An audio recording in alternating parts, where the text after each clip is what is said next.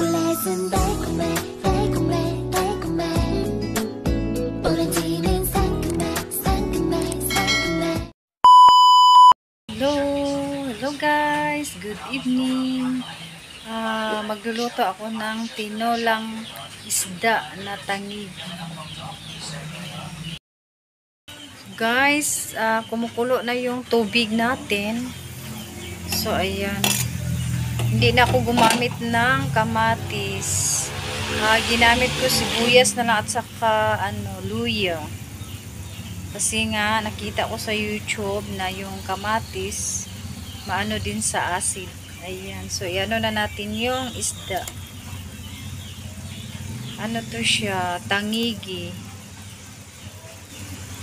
Nabili ko kahapon. Tag 350 ang kilo sa tangigi.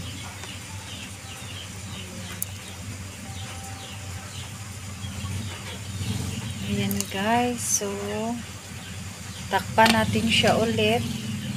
Ayan. Takpan natin siya ulit. Hintay tayo ng 1 minute. Para iano na natin yung malunggay. So, ready na yung malunggay natin at saka sibuyas. Ayan. Mamaya, ilalagay na natin siya doon sa sa isda. So, buksan na natin ulit. Ayan. So, ilagay na natin yung malunggay. Ayan.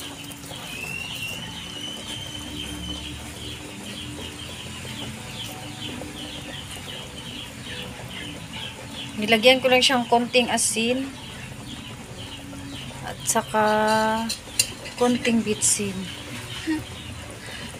Ayan.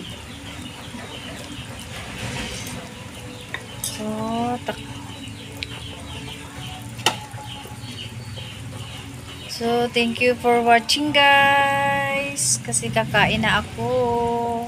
Bye-bye.